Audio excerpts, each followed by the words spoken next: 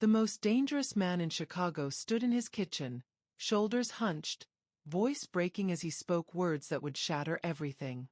"Pretend to be my wife at Christmas." Jasmine's cleaning cloth hit the marble. Her heart stopped. Leonardo King, the Mafia boss whose name made grown men flinch, was begging her. His maid, a black woman from South Side who'd spent 3 years invisible in his mansion. But it was the desperation in his eyes that terrified her most. Not the $50,000 he offered. Not the NDA or the 4-day contract. It was the way he looked at her when he whispered, "You're the only person who's ever looked at me like I'm human." She should have said no. Should have walked away. Should have known that playing his wife would cost more than money. Because what she didn't know yet. The family arriving tomorrow was hiding a secret that would destroy them both. Welcome back, my beautiful family and friends. If you are hooked in and ready to enjoy the story, click subscribe and let me know in the comments section where you are watching from, because tomorrow I'll be giving you an interesting story such as this one and you don't want to miss it. Now let us begin. The words hung in the air between them like smoke. "Pretend to be my wife at Christmas." Jasmine's hand froze on the marble countertop, the cleaning cloth falling from her fingers. She turned slowly, her heart hammering against her ribs, certain she'd misheard. But Leonardo King, the man whose name made grown men flinch, whose empire stretched from Chicago to the East Coast, stood in the doorway of his study with his shoulders slightly hunched, his jaw tight, and something in his eyes she'd never seen before. Desperation. "Sir." The word came out smaller than she intended. He stepped into the kitchen, and she instinctively took a half-step back. Not from fear, though she'd be a fool not to respect what he was, but from the sudden intimacy of the moment. In the 3 years she'd worked in his mansion, they'd maintained a careful distance. She cleaned, cooked, kept the sprawling estate immaculate. He gave orders through brief nods and rare words of acknowledgement. That was the arrangement. This was something else entirely. "I need you to listen without interrupting," he said, his voice low and strained. He ran a hand through his dark hair, disheveling it in a way that made him look younger, almost vulnerable. "My family is coming for Christmas. My mother, my sister, her husband, their kids. And they're expecting to meet my wife." Jasmine's breath caught. "But you're not married." "I know." He cut her off, but gently. "I told them I was. 6 months ago, when my mother was in the hospital, and I thought—" He stopped, his jaw working. "I thought she was dying. She kept saying she wanted to see me settled before she went. So I lied. I told her I'd found someone. That I was happy." The kitchen felt too small suddenly. Jasmine gripped the edge of the counter, her mind racing. She'd cleaned this man's home for 3 years, had learned his routines, his preferences, the way he took his coffee at 6 a.m. sharp. She knew he rarely slept, that he kept a photo of a young girl tucked in his desk drawer, that sometimes late at night she'd hear him playing piano in the East Wing, haunting melodies that spoke of a loneliness money couldn't touch. But this? "Sir, I don't understand why you're telling me this," she said carefully, though she suspected she knew exactly why. He looked at her then, really looked at her, and Jasmine felt exposed under that gaze. "Because my mother recovered. And now she wants to meet the woman who tamed Leonardo King." Her words. "And I—" He exhaled sharply. "I can't tell her the truth. Not now. Not when she's finally happy again. So hire an actress," Jasmine said, her voice firmer than she felt. "Someone from your world. Someone who knows how to. Someone I can trust." He moved closer, and she caught the scent of his cologne, expensive, woodsy. "Someone who already knows the layout of this house, my habits, my life? Someone who won't sell the story to the press or use it as leverage later." He paused. Someone who's already signed an NDA so ironclad it makes Fort Knox look accessible? Jasmine's throat tightened. She was that someone. The help. Invisible until needed. Trustworthy because she had no other choice. You're asking me to lie to your family, she said quietly. I'm asking you to help me keep mine intact. Something flickered across his face. Pain, maybe, or shame. And for just a moment, Jasmine saw past the tailored suits and the cold authority. She saw a man carrying weight he couldn't put down. But this was insane. She was his maid. A black woman who grew up in South Side, who worked 3 jobs before landing this one, who sent half her paycheck home to her grandmother in Mississippi. And he wanted her to pretend to be the wife of one of the most powerful men in the criminal underworld? I know what you're thinking, Leonardo said, his voice softer now. And you're right to think it. It's an impossible ask. But I'm willing to compensate you. Name your price. Jasmine's hands trembled. Not from his offer, but from the way he'd said it, with a weariness that suggested he'd already tried buying his way out of loneliness before and failed. How long? She asked, hating herself for even considering it. 4 days. Christmas Eve through the day after. They'll stay in the guest wing. You just be present. At meals. In conversations. Wear the ring. Play the part. And after, everything goes back to normal. You go back to your life. I go back to mine. Jasmine looked at him. This man who could command armies but couldn't tell his mother the truth. And despite every instinct screaming at her to walk away, she found herself asking the question that would change everything. Why me, Mr. King? Really? His answer was barely a whisper. Because you're the only person in 3 years who's looked at me like I'm human. What would you do if someone asked you to pretend to be their spouse for the holidays? Would you say yes or walk away? Drop your thoughts below. The silence stretched between them like a wire pulled taut, ready to snap. Jasmine's mind raced through 1,000 scenarios, each more impossible than the last. She thought of her grandmother's voice on the phone last week. Baby, when are you going to find yourself a good man? Life's too short to spend it alone. The irony wasn't lost on her. Here stood a man, dangerous, powerful, completely off limits, asking her to play at the very thing Grandma Rose prayed for. I need an answer, Jasmine. It was the first time he'd ever said her name. Not Miss or Ma'am, or the invisible silence of someone who didn't need to acknowledge the help. Her actual name, shaped by his voice in a way that made something flutter in her chest. She hated that flutter. This is crazy, she said, but her voice lacked conviction. I know. He moved to the kitchen island, placing both palms flat on the marble. His hands were broad, scarred across the knuckles, evidence of a life she didn't ask about and he never explained. I know what I'm asking. And I know I have no right to ask it of you. Then why are you? His eyes met hers, and what she saw there stole her breath. Not the cold calculation she'd glimpsed when he conducted business in his study, not the distant authority he wore like armor. This was raw, exposed. Because I'm desperate, he said simply. And because you deserve the truth. My mother. His voice cracked slightly. She raised me and my sister alone after my father died.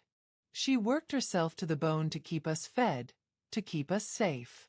And when I chose this life, it broke something between us. She barely speaks to me most years. But 6 months ago, when she was in that hospital bed, when I thought I was losing her, he stopped, swallowed hard. She held my hand and said, Promise me you'll find happiness, Leonardo. Promise me you won't die alone like your father did. Jasmine felt something crack in her chest. She'd been raised by her grandmother too, after her own mother left when she was 6. She knew what it meant to carry the weight of someone else's sacrifices, To feel like you could never repay what you owed. So you lied to her, Jasmine said softly. I gave her peace. He looked up, and his eyes were glassy. For the first time in 15 years, she smiled at me like I was still her son, not the monster I became. And I can't. His hands curled into fists on the marble. I can't take that away from her. Not yet. Jasmine's throat tightened. She should say no. Should walk out of this kitchen, pack her things, find another job. This was a line that shouldn't be crossed. But something in his face, the desperate hope barely contained, the vulnerability of a man who'd built walls so high he'd trapped himself inside, made her pause. What happens when Christmas is over? She asked. When they leave and your mother asks about me. Want to visit? Want grandchildren? Leonardo exhaled slowly. I'll figure that out. Maybe I'll say we're having trouble. Maybe I'll. He shook his head. I just need to get through these 4 days. After that, I'll deal with the consequences. Jasmine studied him. In 3 years she'd learned to read the subtle signs, the tension in his shoulders when a deal went wrong, the way his jaw tightened before he made a difficult call, the rare moments when he'd stand at his office window staring at nothing, lost in thought she couldn't fathom. Right now, he looked like a man standing on the edge of a cliff. If I do this, she said slowly, and watched his entire body go still, I have conditions. Anything. I want $50,000. Half up front, half when it's done. He nodded without hesitation. Done. And I want it in writing. A contract. Something that protects both of us. My lawyer will have it ready by morning. And, she took a breath, steadying herself. And you treat me like a person, not property. Not the help. Not some actress you hired.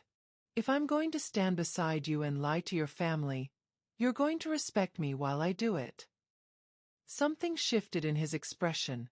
Surprise, maybe, or admiration. I wouldn't have it any other way. Jasmine's heart hammered. This was insane. Completely, utterly insane. But $50,000 could pay off her grandmother's medical bills, could give her breathing room she hadn't had in years, could change everything. And beneath the practical reasons, buried so deep she barely wanted to acknowledge it, was something else. Curiosity. A dangerous, reckless curiosity about what it would feel like to step into a different life, even if only for 4 days. When do they arrive? She asked. December 23rd. 2 days from now. 2 days to prepare for the performance of her life. Leonardo straightened, and some of the authority returned to his posture, but his eyes remained soft. Thank you, Jasmine. You have no idea what this means. She laughed, but it came out bitter. I'm pretty sure I don't, Mr. King. Leonardo, he corrected quietly. If you're going to be my wife, even temporarily, you should probably call me by my name. The word wife hung between them, heavy with implications neither of them was ready to face. Jasmine picked up her cleaning cloth, needing something to do with her hands. I should finish the guest rooms. If your family is coming, everything needs to be perfect. Jasmine. She turned back. I meant what I said. You're the only person who sees me as human. I won't forget that. As she walked out of the kitchen, her legs unsteady beneath her, Jasmine realized with startling clarity that she'd just agreed to the most dangerous job of her life. And it had nothing to do with his connections to the Mafia. Jasmine didn't sleep that night. She lay in her small quarters, the converted guest suite on the mansion's 3rd floor that Leonardo had given her when she'd agreed to live on the property, staring at the ceiling and wondering what possessed her to say yes. $50,000, that's what. Grandma Rose's chemotherapy bills. The mortgage on the family house in Mississippi. The fantasy of maybe, just maybe, having something left over for herself.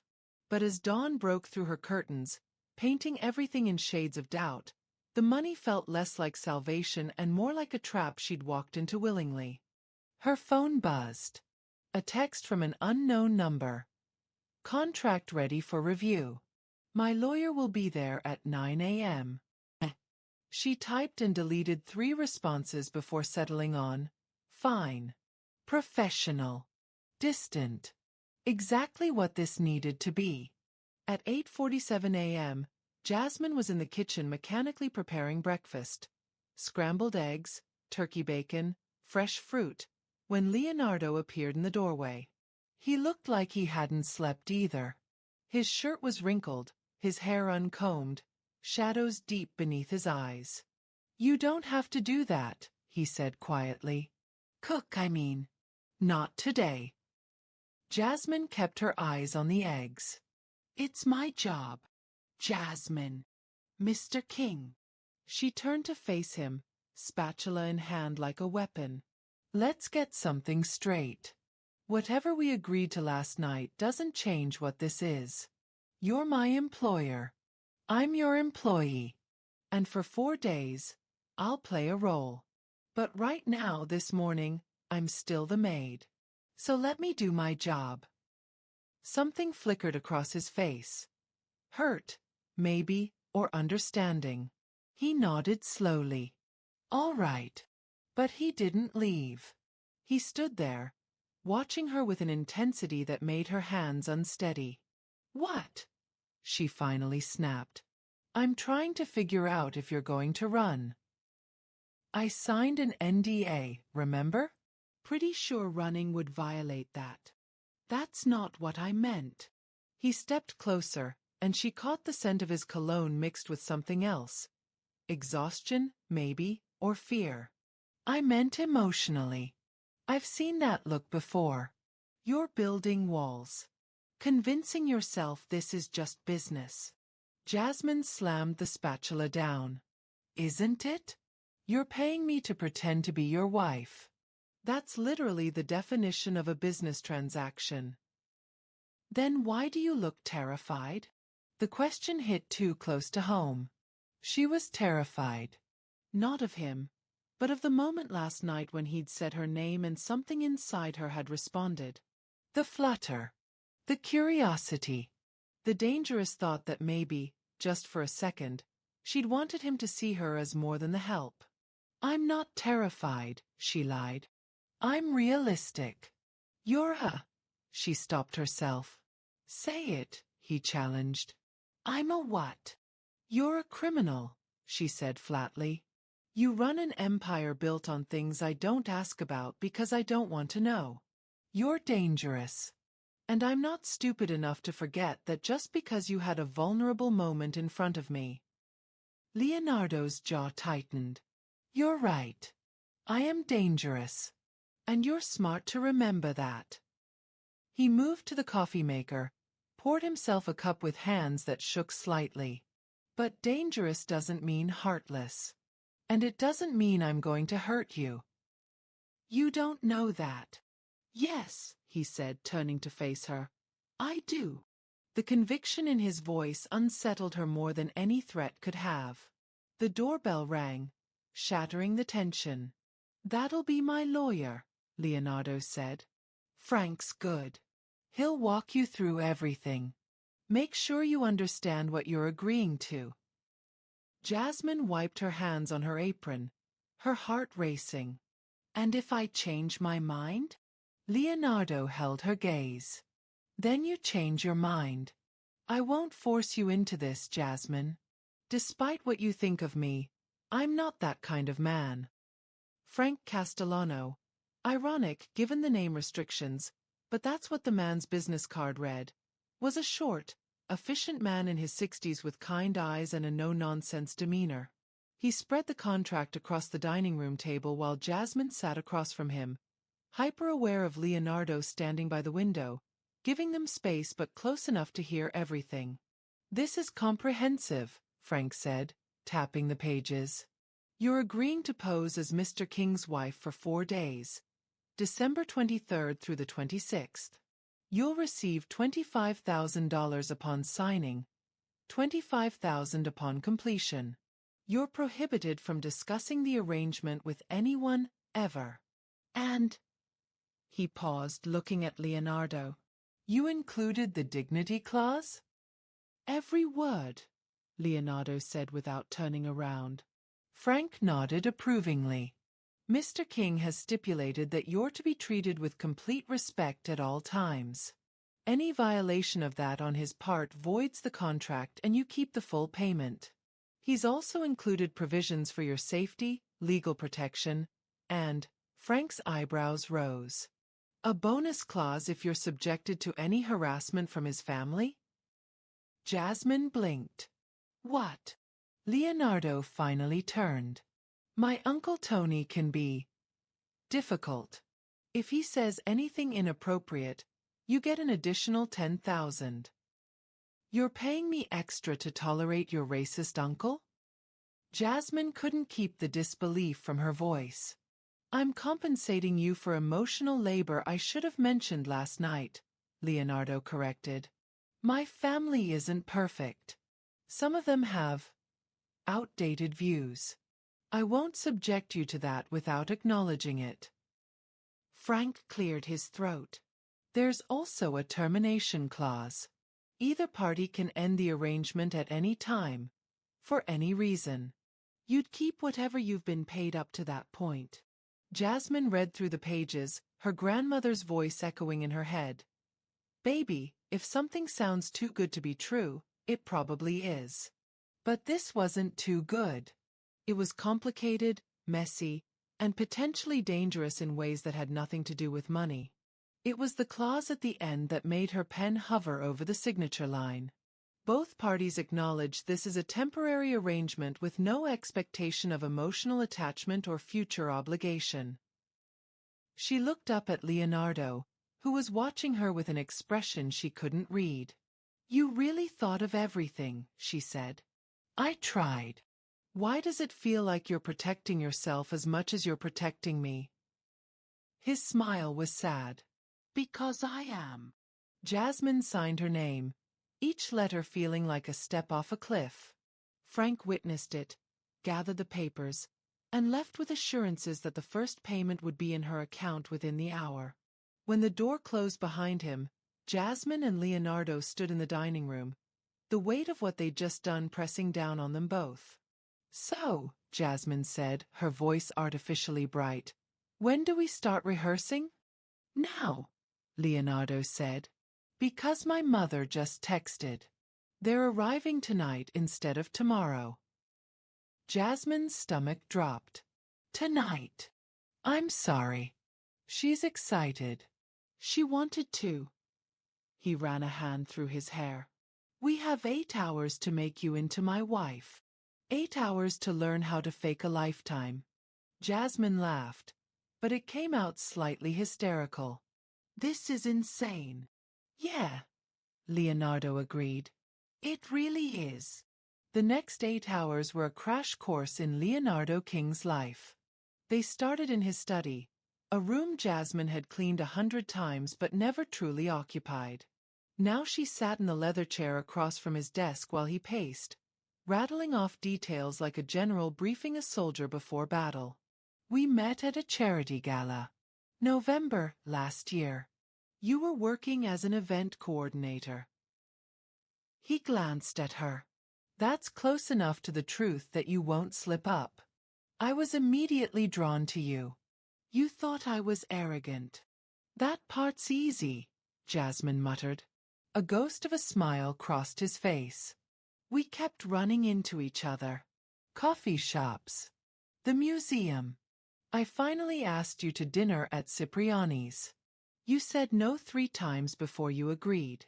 Why would I say yes at all? Leonardo stopped pacing. Because I told you I'd never met anyone who looked at me like I was ordinary. Like I was just a man. The parallel to his words last night wasn't lost on either of them. Jasmine shifted uncomfortably. Your family's going to ask me personal things. About you. About us.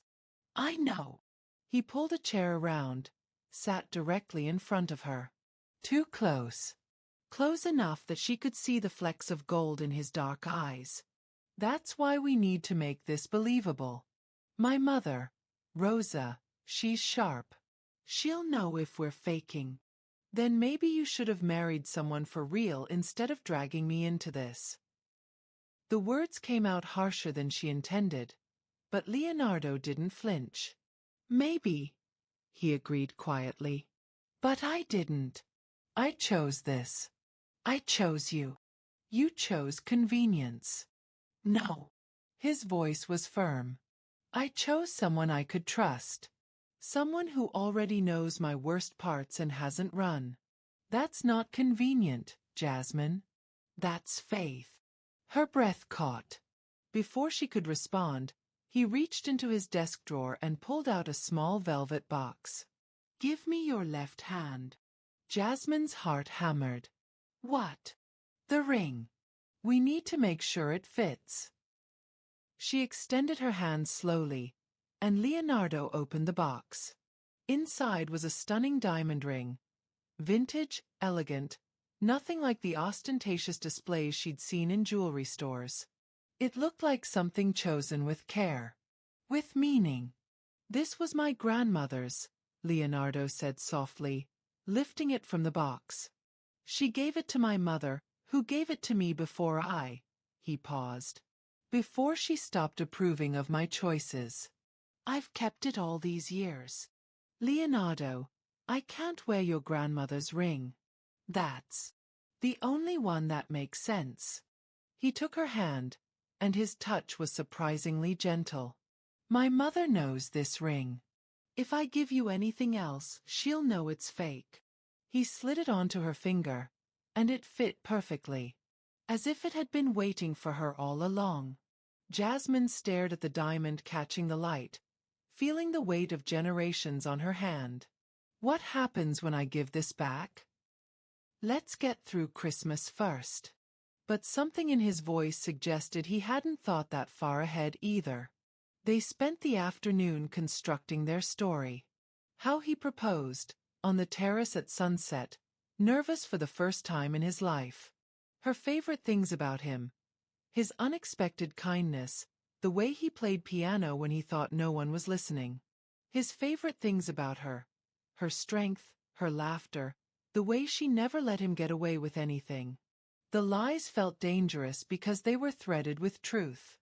You need to touch me, Leonardo said suddenly. Jasmine looked up from the notes she'd been making.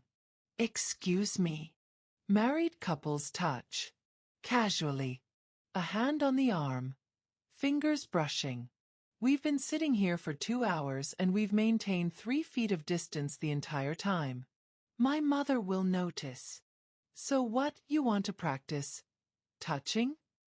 He stood, extending his hand. Stand up. Jasmine rose slowly, every nerve on alert. Leonardo stepped closer, closing the distance between them until she could feel the heat radiating from his body. Put your hand on my chest, he said softly. Leonardo, we have to make this believable. She raised her hand, placed her palm flat against his chest. She could feel his heartbeat. Rapid, unsteady. He wasn't as calm as he pretended. Now I'm going to put my arm around your waist, he said, his voice rough. Tell me if it's too much. His arm encircled her, his hand settling at the small of her back, and Jasmine felt like she'd been struck by lightning. This was professional. Rehearsal. But her body didn't understand that. Her body only knew that she was pressed against Leonardo King, that his breath was warm against her forehead, that he smelled like expensive cologne and something uniquely him. This okay? He murmured. No. It wasn't okay. It was terrifying. Fine, she lied. They stood like that for a long moment, neither moving. Then Leonardo's phone buzzed, and they sprang apart like teenagers caught by a parent. He read the message, and his face paled. They're here. They landed early. My mother's driver is 20 minutes out. 20 minutes. Jasmine looked down at herself. Jeans, a simple blouse, her hair in a practical bun. I can't meet your family looking like this. You look beautiful. The words hung between them, unexpected and raw. I look like your maid, Jasmine corrected. Leonardo's jaw tightened. Then we need to fix that. Come with me. He led her through the mansion to the east wing, a section she rarely entered because he'd told her it was private. He stopped at a door, hesitated, then opened it. Inside was a bedroom that took her breath away. Cream walls, a four-poster bed, a walk-in closet that probably cost more than her entire apartment.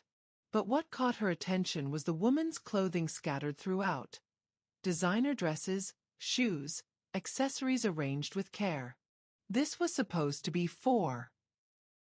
Leonardo trailed off. I bought things. Over the past few months. Told myself I was planning ahead, but really I think I was just trying to make the lie feel real. Jasmine walked to the closet, running her fingers over fabrics she'd only ever touched while cleaning. Silk, cashmere, lace. You bought all this for a fake wife? I bought it hoping that somehow it wouldn't have to be fake. He said it so quietly she almost missed it. She turned to face him. Leonardo. Pick something, he interrupted, his voice back to business. Anything you like. I'll be downstairs. Come down when you're ready. He left before she could respond, and Jasmine stood alone in a bedroom full of ghosts. The wife he'd imagined, the life he'd invented, the loneliness that had driven him to all of it. She pulled out a deep burgundy dress, elegant but not too formal. As she changed, she caught sight of herself in the full-length mirror. The dress hugged her curves perfectly. The ring sparkled on her finger. She looked like someone else entirely. She looked like Leonardo King's wife. Her phone buzzed. A text from Leonardo. They're pulling up. No pressure, but my mother's already crying happy tears. Jasmine took a deep breath, steadied herself, and walked toward the door. Showtime.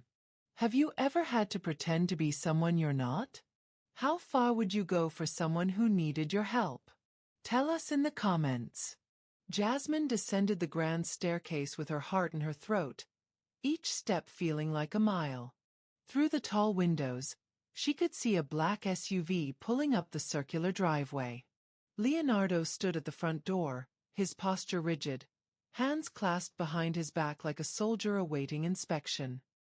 He turned at the sound of her heels on marble, and his expression, his expression, made her stumble slightly. Wonder. Relief. Something deeper she didn't want to name. You look. He stopped, swallowed. Perfect. You look perfect. Before Jasmine could respond, the front door burst open. Leonardo. A woman in her early 60s swept in like a hurricane of joy, petite, elegant, with silver-streaked dark hair and Leonardo's eyes. She pulled him into a fierce embrace, and Jasmine watched something crack in his carefully constructed armor. His arms came around his mother slowly, tentatively, as if he'd forgotten how. Mama, he said, his voice thick. Rosa King pulled back, cupped his face in her hands. Let me look at you. Too thin. You're not eating enough. Then her gaze shifted past him, landing on Jasmine, and her entire face transformed. Oh, Leonardo.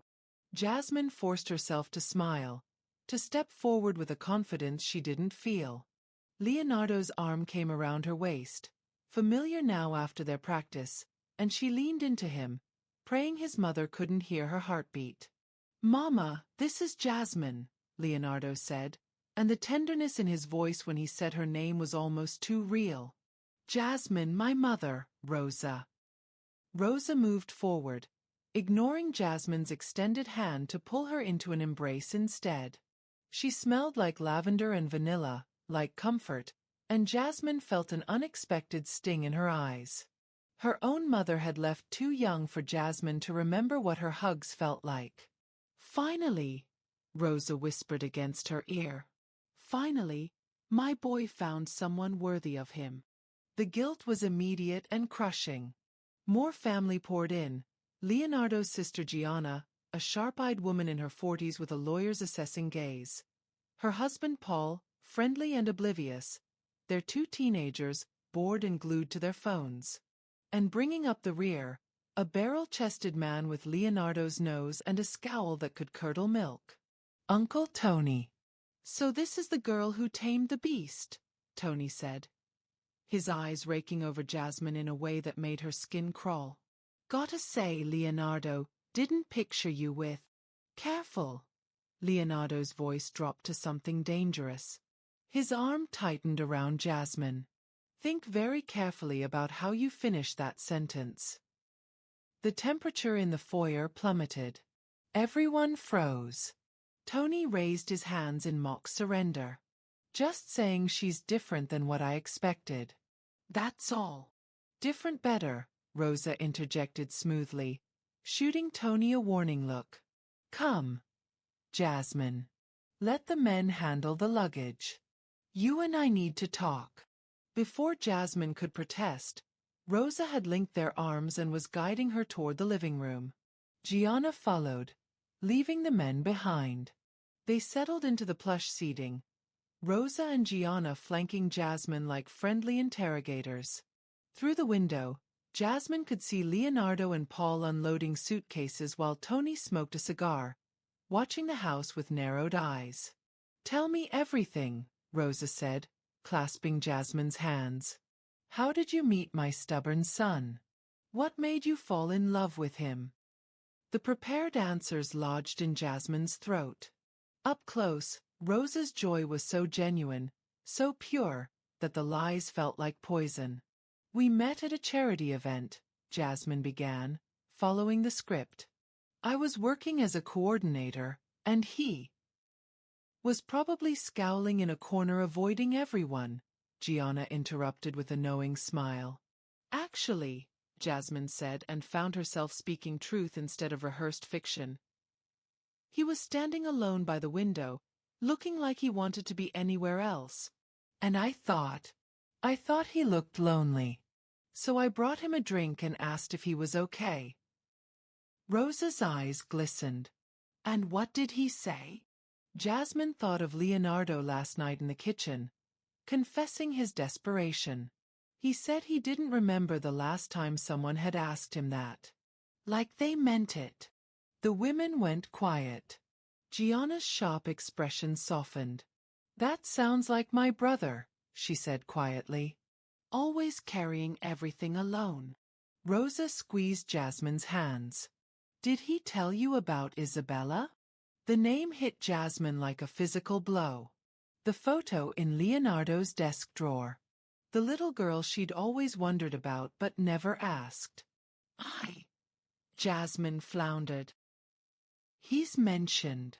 "She was his daughter," Rosa said, tears now openly streaming. 7 years old. Beautiful, brilliant, full of life. There was an accident. A car bomb meant for Leonardo. His wife, ex-wife, was driving. She survived. Isabella didn't. The room spun. Jasmine felt like she'd been punched in the chest. "That was 5 years ago," Gianna added, her voice rough. "He's blamed himself every day since. Pushed everyone away. Buried himself in work, in the business. We thought we'd lost him forever." She looked at Jasmine with something like desperation. "Until you." "He called Mama 6 months ago and he sounded different. Hopeful. When he told us about you, it was the first time in 5 years he'd talked about the future." Jasmine couldn't breathe. She was suddenly, viscerally aware of the magnitude of what Leonardo had asked her to do. This wasn't just about maintaining a lie. This was about giving his family hope that he was healing, that he was choosing life again. And she was the instrument of that hope. A paid actress in a tragedy that deserved truth. I can see why he loves you, Rosa said, smiling through tears. You have kind eyes. Patient eyes. The kind of eyes that can see past the walls to the man underneath. Mrs. King. Rosa. Please. We're family now. Family. The word was a knife. Through the window, Jasmine watched Leonardo laugh at something Paul said. A real laugh, unguarded, and her heart twisted.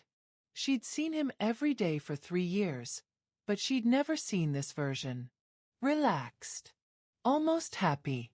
Because of a lie she was helping him tell. He plays piano for me, Jasmine heard herself say. Late at night. He thinks I don't know, but I hear it sometimes. These sad, beautiful songs. Rosa's hand flew to her mouth. He hasn't played for anyone since. Since Isabella, Jasmine finished softly. I know. Except she hadn't known. Not really. Not until now. Gianna studied her with those sharp eyes. You're good for him. I can tell. You're not afraid of him. Should I be? Most people are. They see the reputation, the power, the danger. They don't see that he's just a man who's been broken so many times he forgot how to put himself back together. Gianna leaned forward. Promise me something. Promise me you won't give up on him. Even when he pushes you away, and he will, don't let him retreat back into that darkness. Jasmine wanted to scream that she couldn't promise that. That this was temporary. That in 4 days she'd go back to being the maid and he'd go back to being alone. But Rosa and Gianna were looking at her with such hope, such relief, that all she could do was nod. I promise, she whispered, and felt the weight of that lie settle over her like a shroud. That night, after dinner, a chaotic, laughter-filled affair that felt surreal. Jasmine found Leonardo on the terrace where he'd supposedly proposed. He stood at the railing, staring at nothing. You should have told me, she said quietly, joining him. About your daughter.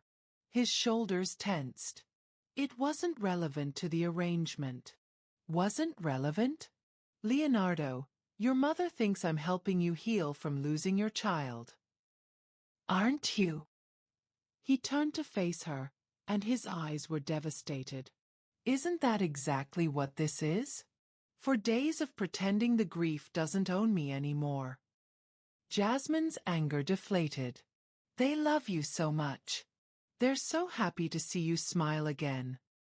I know. And when this is over, when they find out, then they'll hate me. But at least they'll have had this Christmas. This moment of believing I was okay. He laughed bitterly. 4 days of hope is better than nothing. Jasmine grabbed his arm, forcing him to look at her. You can't actually believe that. What else is there? His voice broke. I killed my daughter, Jasmine. I put her in that car. My choices, my enemies, my life. It killed her. How do I come back from that? By letting people love you anyway, Jasmine said fiercely. By accepting that you deserve more than punishment. They stood in the cold December night, and for the first time, Jasmine understood. This wasn't about lying to his family. It was about Leonardo trying to forgive himself. Christmas Eve morning arrived with snow, fat, lazy flakes that transformed the estate into something from a storybook. Jasmine woke in the guest room. She'd insisted on maintaining some boundary, despite Rosa's confusion about why the newlyweds weren't sharing a bedroom, to find a note slipped under her door. Meet me in the music room. She found him at the piano, his fingers moving over the keys with a gentleness that contradicted everything she thought she knew about him. He didn't stop when she entered, just kept playing. Something melancholy and beautiful that made her chest ache. My daughter loved this song, he said quietly, his eyes on the keys. Used to make me play it every night before bed.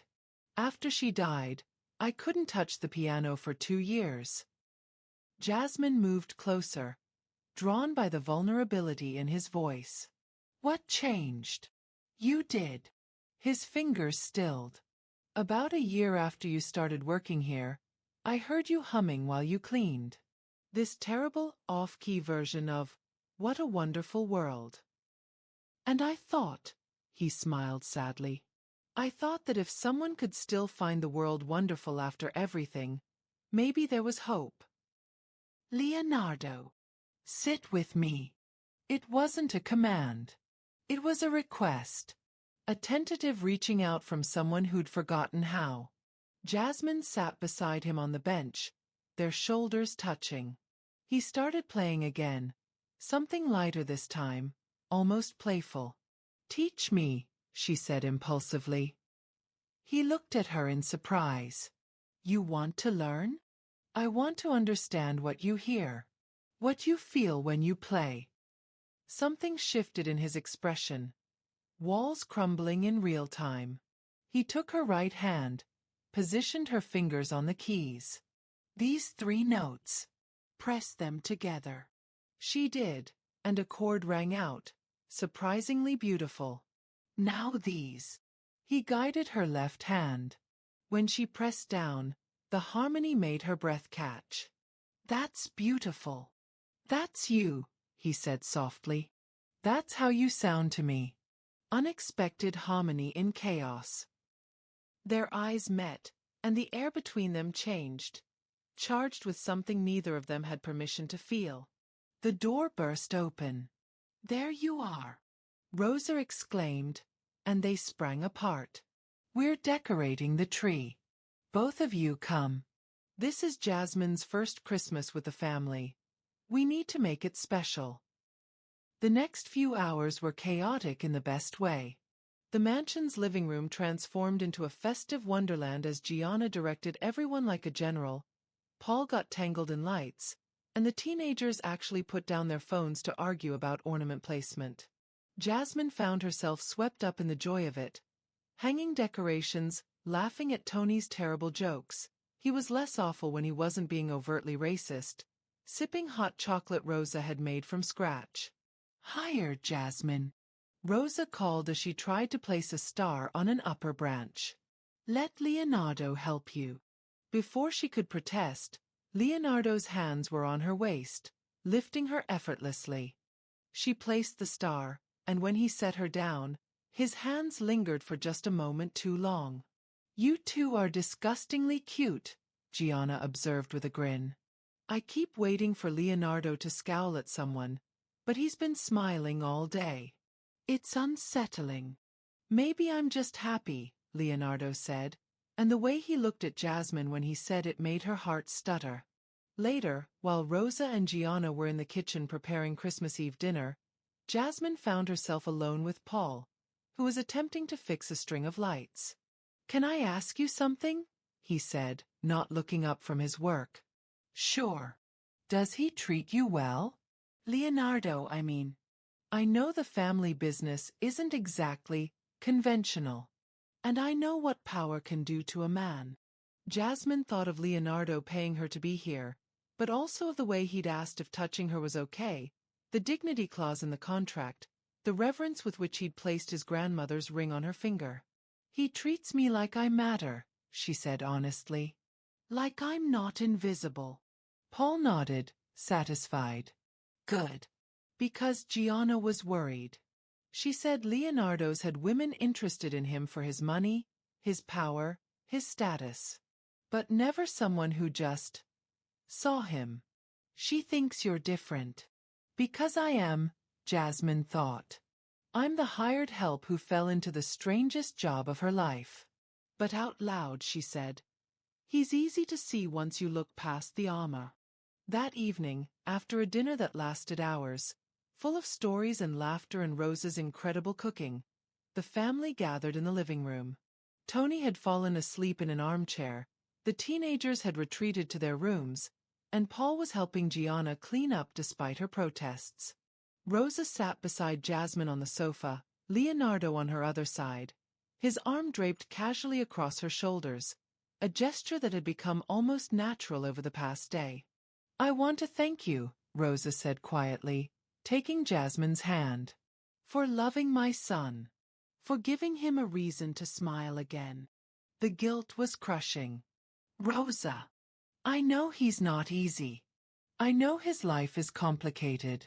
Dangerous, even. Rosa's eyes misted.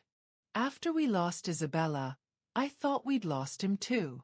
He became this ghost. Going through motions. Building walls so high nobody could reach him. She squeezed Jasmine's hand. But you reached him.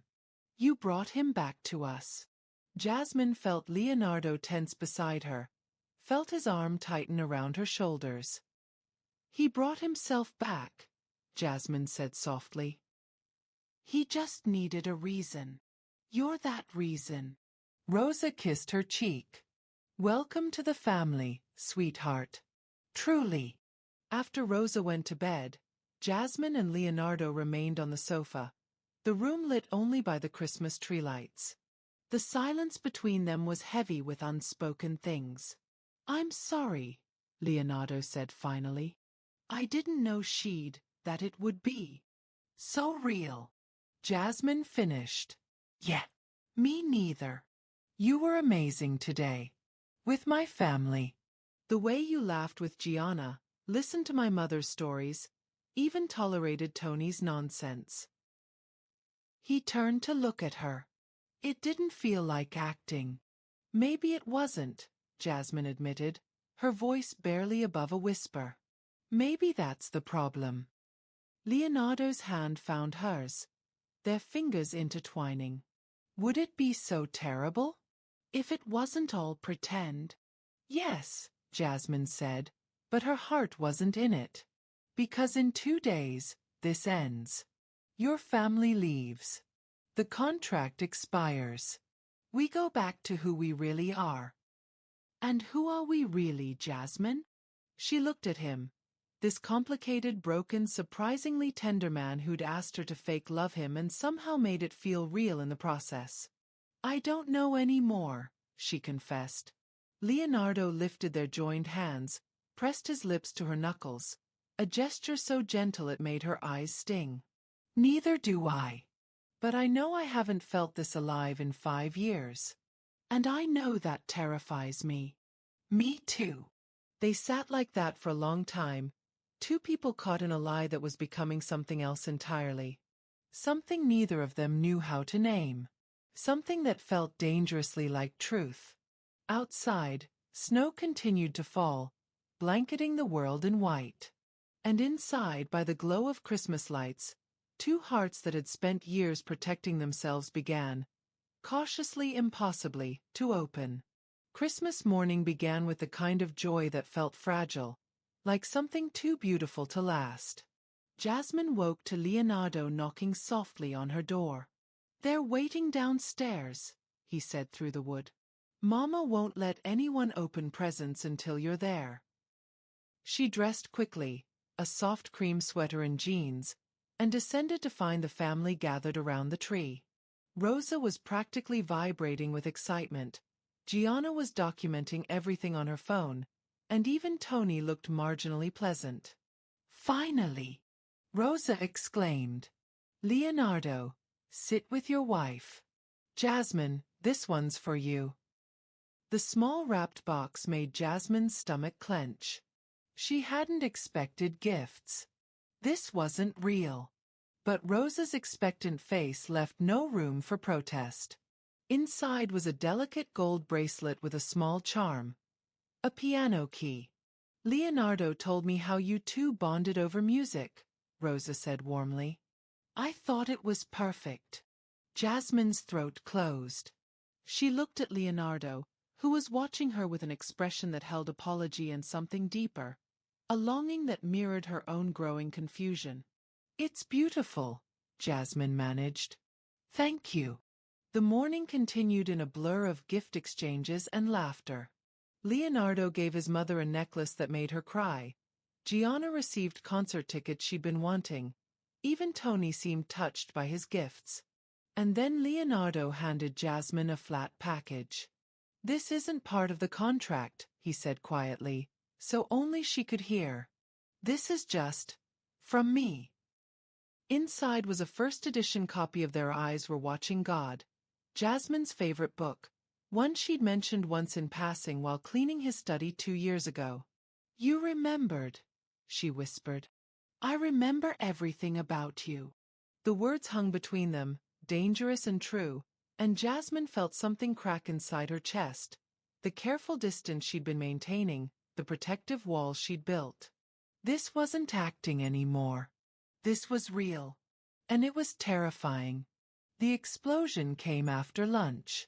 Jasmine was helping Rosa with dishes when Uncle Tony cornered her in the hallway, his breath heavy with whiskey. "You're good," he said, blocking her path. "Really good. Almost had me convinced." Jasmine's blood ran cold. "Excuse me. Come on. You think I'm stupid?" Leonardo King, the man who swore off marriage after his kid died, suddenly shows up with a wife nobody's ever heard of? A maid, no less. "I don't know what you're talking about." Tony laughed, cruel and knowing. "I did some digging. Found your employment records. 3 years on Leonardo's domestic staff. Suddenly you're his wife." He stepped closer. "How much is he paying you?" "Get away from me." "Does Rosa know? Does Gianna?" That their precious Leonardo is so desperate and pathetic he had to hire someone to pretend to love him. "Tony." Leonardo's voice was ice. He appeared from nowhere, stepping between them. "Walk away. Now. Or what? You'll kill me like you killed Isabella?" The words were a bomb. Leonardo's face went white, then red. His fist connected with Tony's jaw before anyone could intervene, and suddenly there was shouting, chaos, Rosa crying, Gianna pulling Leonardo back while Paul helped Tony to his feet. "He hired her." Tony spat blood. "She's not his wife. She's his employee. This whole thing is a lie." The silence that followed was deafening. Rosa turned to Leonardo, her face crumbling. "Tell me it's not true. Leonardo, please. Tell me he's lying." Leonardo looked at his mother, then at Jasmine, and she saw the exact moment he broke. "Mama." "Oh God." Rosa's hand flew to her mouth. "Oh God, you lied to me. After everything, after I told you how happy I was. It was all fake." "I can explain." "Explain what?" Gianna's voice was sharp with betrayal. "That you hired someone to play pretend? That you let us believe you were finally healing? Do you have any idea what these past 2 days have meant to Mama? To all of us? I did it for her." Leonardo shouted. "I did it because I couldn't tell her I was still broken. Because I couldn't stand to see that disappointment in her eyes again." "So you chose to lie instead?" Rosa's tears were flowing freely now. "You let me hope. You let me believe my son was coming back to me. And it was all." Her voice broke. "Who are you, Leonardo?" "Because I don't know anymore."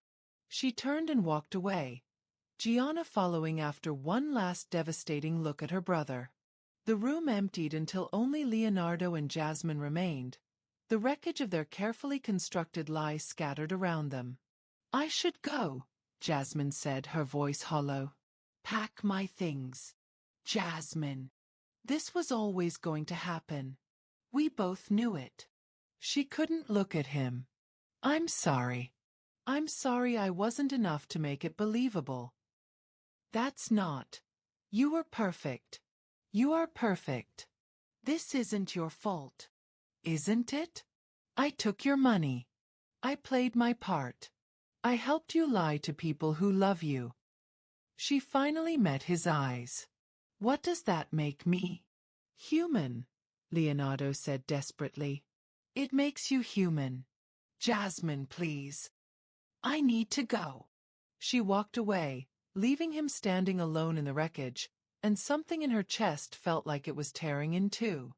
Jasmine packed mechanically, her hands shaking as she folded the burgundy dress, removed the borrowed jewelry, placed Rosa's bracelet on the dresser. The room that had felt like possibility now felt like a mausoleum. She reached for her grandmother's ring, Leonardo's grandmother's ring, and froze. Downstairs, she could hear muffled arguing. Rosa's angry tears. Gianna's sharp accusations. The family she'd spent 2 days with, that she'd started to care about, falling apart because of a lie she'd helped construct. Her phone buzzed. The second payment, $25,000, had cleared her account. Blood money. That's what it felt like now. There was a soft knock. Jasmine. Gianna's voice. Can I come in? Jasmine opened the door to find Leonardo's sister with red-rimmed eyes and a bottle of wine. I'm not here to yell at you, Gianna said, sitting on the bed uninvited. I'm here because I need to understand. Why did you agree to this? Jasmine could have lied. Could have made excuses. Instead, she told the truth. My grandmother is dying. Cancer. The treatments. I couldn't afford them. And Leonardo offered me a way to save her. Gianna absorbed this silently. And the rest of it? The way you looked at him? The way you played the piano together? That was all acting. I thought it was, Jasmine whispered. But somewhere between pretending and surviving, She stopped, terrified to say it out loud.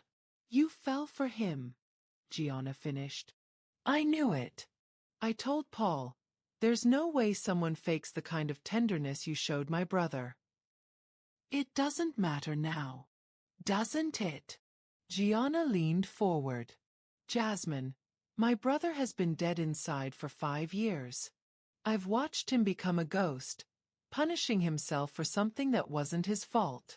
And in 2 days, you brought him back to life. That's not acting. That's not money. That's real. Your mother hates me. Hates us both. My mother is hurt. There's a difference. Gianna stood.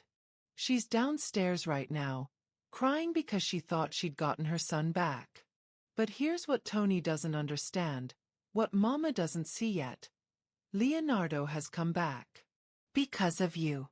The man who laughed yesterday, who played piano, who looked at you like you were his whole world, that wasn't fake.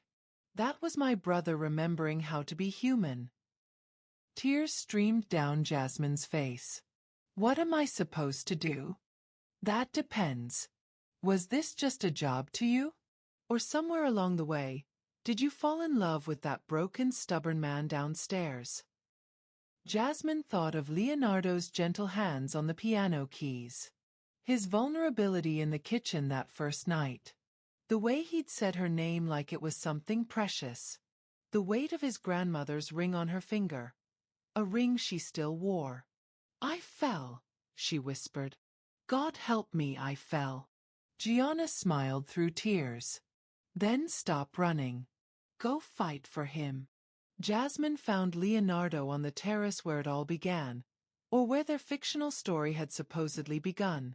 He stood at the railing, snow falling around him, looking exactly like what he was, a man who'd lost everything twice. You're still here, he said without turning. I'm still here. I thought you'd be gone by now. Smart enough to run from this disaster. Jasmine moved beside him, close enough to touch but not quite. I'm not that smart, apparently. He finally looked at her, and his eyes were devastated. I ruined everything. My mother won't speak to me. Gianna's furious. Tony's probably calling the tabloids right now. And you? His voice cracked. You got dragged into my mess and humiliated for it. I'm so sorry, Jasmine. For all of it. Are you sorry you asked me? Or sorry it ended? Both. Neither. I don't know. He ran a hand through his hair. I'm sorry I put you in this position. But I'm not sorry for the past 2 days. I'm not sorry for getting to know you. For learning that you hum off key when you're happy, that you take your coffee with too much sugar, that you see the good in people even when they don't deserve it. He turned to face her fully. I'm not sorry I fell in love with you. The words hung in the freezing air. Impossible and true. You can't love me, Jasmine said, but her heart was racing. You hired me. This was a contract. The contract was the excuse. A way to spend time with someone who'd been haunting me for 3 years. Someone who made my house feel like a home just by being in it. Leonardo took her hand, his touch desperate. I'm not good at this. At being vulnerable. At asking for things I want instead of taking them. But I'm asking now, Jasmine. Give me a chance. A real one. Not fake. Not paid. Not pretend. Just us. Figuring this out together. Your family will forgive us or they won't. But I'm done living my life for other people's approval. I'm done punishing myself for Isabella's death by refusing to be happy. If there's one thing these past 2 days taught me, it's that I'm still alive. And I want to spend that life with you.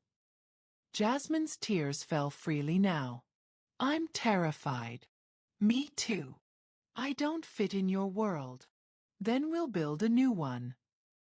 She looked at the ring still on her finger, his grandmother's ring, the one that had fit perfectly from the start.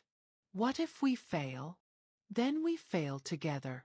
Leonardo cupped her face in his hands. But what if we don't? What if this impossible, messy, started-with-a-lie thing is exactly what we both needed?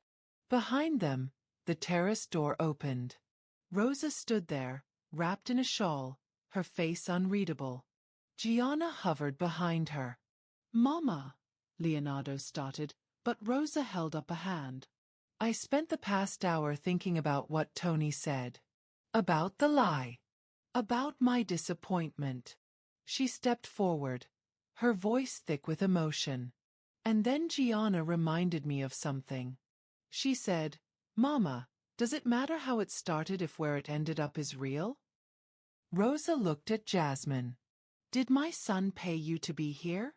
Yes, Jasmine said honestly, removing the ring. He did.